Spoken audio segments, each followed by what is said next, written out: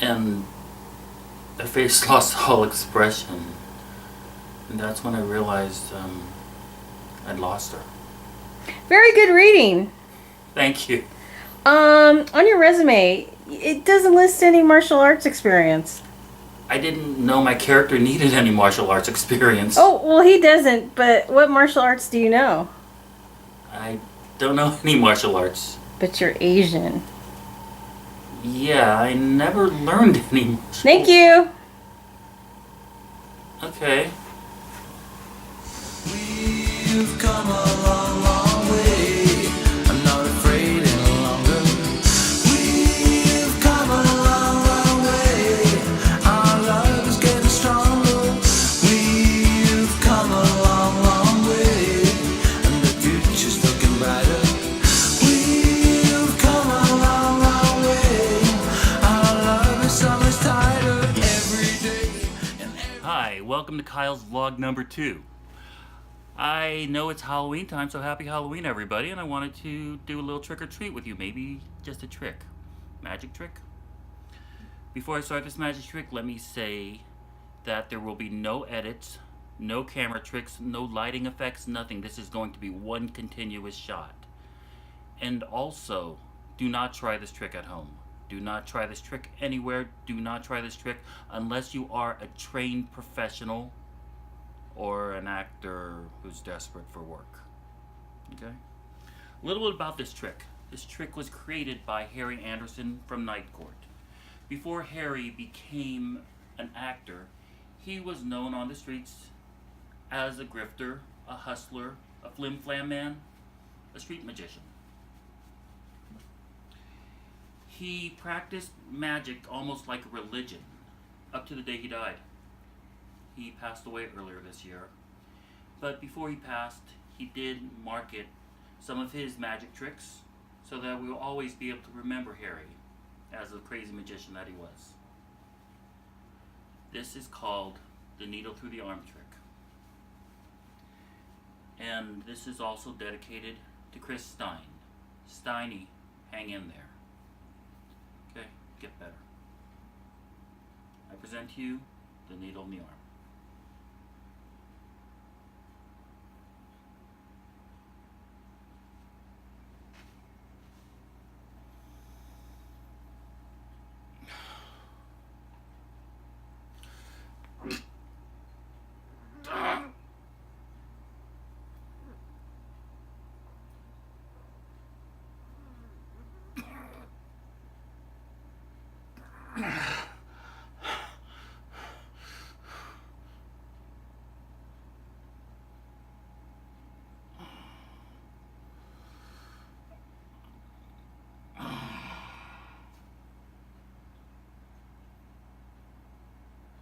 Uh-oh, stuck.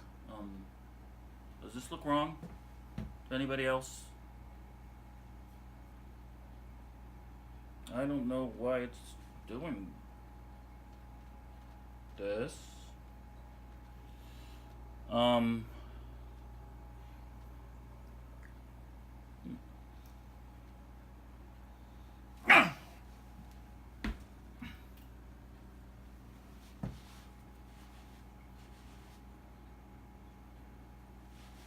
No holes, no puncture wounds. And that is the needle in the arm trick.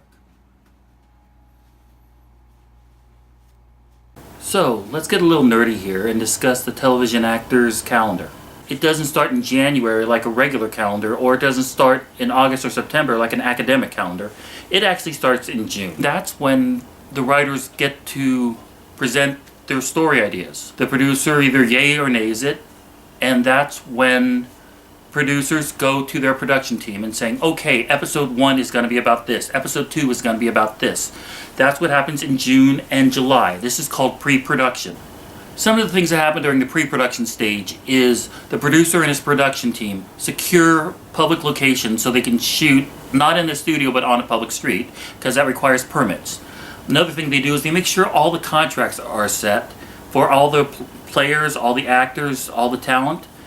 And then they take the scripts, the ideas, and go to casting directors. So this is where the actor comes in. Starting in late July, That's when the casting directors start searching for talent. At this point, nothing has been shot yet, but they're looking for guest stars, co-stars, and such because the original cast is already chosen. Come the end of July, the gaffers, the grips, the lighting, the sound, everybody on a set comes together for a couple meetings just to make sure everything is okay. And then a couple days after that, that's when they start filming. A television sitcom normally films within 1 week. An hour-long drama can sometimes take up to 2 weeks. There are rare exceptions like Frasier that filmed within 2 days from start to finish. But those are very, very rare exceptions, and those are gifted actors. At this point, casting directors are looking for talent. They're looking for co-stars, guest stars for any number of TV shows, and they have a rough idea of what they're looking for. They're looking for like a guy or a girl, tall, short, fat, thin, mohawk, green hair, blue eyes, and then they go to the agents that they know, oh, you have that client, blah, blah, blah. So they could either go with what the agents recommend, saying this client is great, okay, let's just give them an audition, or there's something called a breakdown. A breakdown is an immediate electronic post that's sent to all the agents saying, do you have anybody that looks like blah, blah, blah?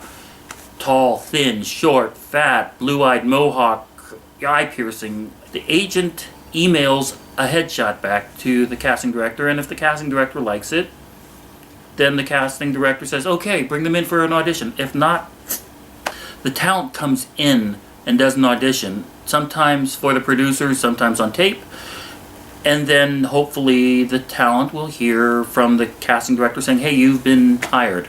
That's not always the case though. So that's what a casting director does basically, but it's a lot more intricate than that. Casting directors have one of the most thankless jobs, just making sure that they know everybody, knows what everybody can do, and can continue on finding these people on a regular recurring basis. So the filming of the episode takes place, and then everything goes well, hopefully, and the episode gets wrapped. That means all the shooting is done for this particular episode. It goes to an editor. The editor edits the film and takes out parts that he doesn't think are necessary or for time reasons or such, and then takes it to a special effects guy in some cases, but takes it to a sound editor. A whole bunch of things can happen, but essentially the product is completed. Episode 1 is in the can. So when does the first episode 1 air? Normally in late September or early October. There are normally 5 to 7 episodes that are in the can waiting to be broadcast at the time the first one is airing. This process goes on and on. Actors and casting directors, auditioning, agents, over and over again to nauseam. And that goes on roughly from August to November. People normally go out of town for Thanksgiving, leaving Los Angeles like a ghost town. It resumes the week after and continues on till the week before Christmas. And then during Christmas and New Year's, normally once again, LA's a ghost town and nothing films.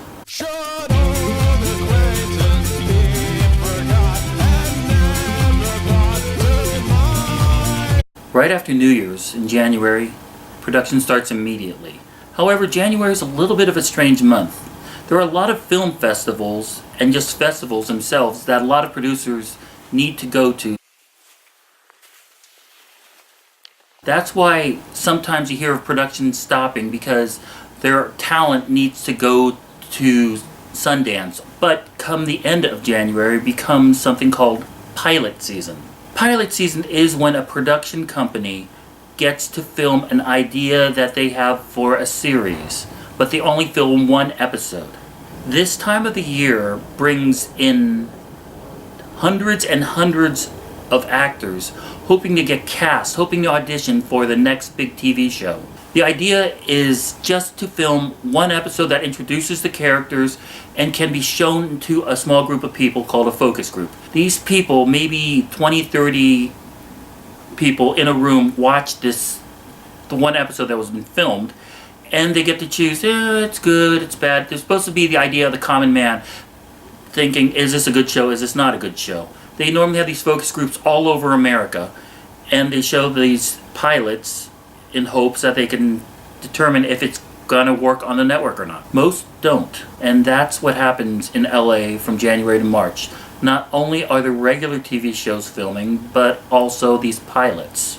Come April, that's when production starts to slow down. It's called the hiatus. This is when most of the talent, most of the production wraps for the season and takes a break and waits to be renewed.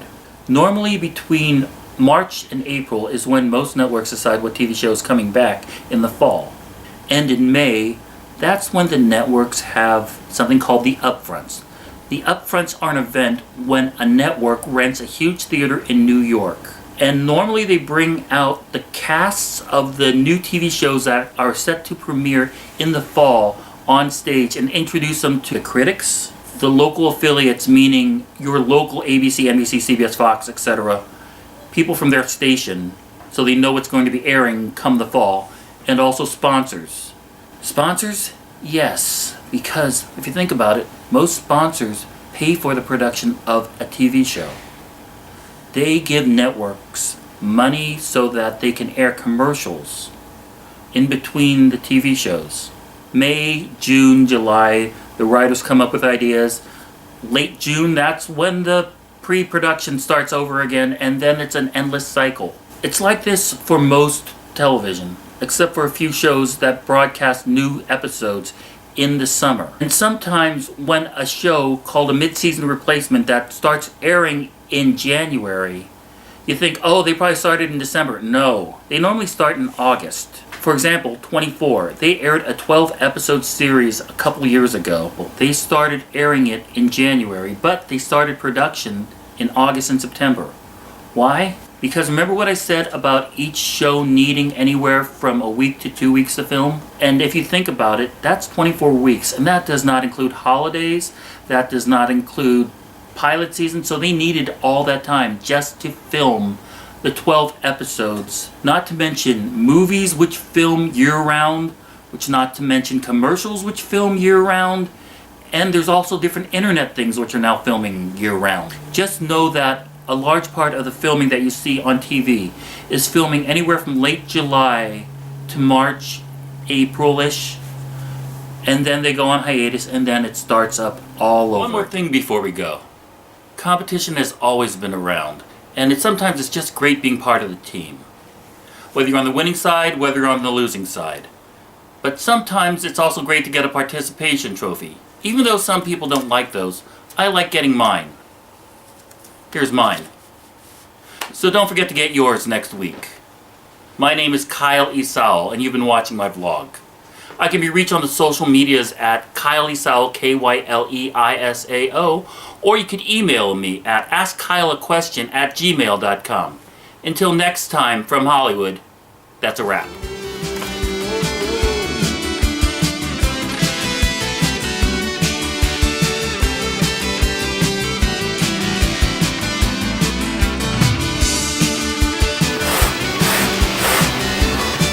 Nobody warns you that it's next to impossible to get fake blood out of the carpet.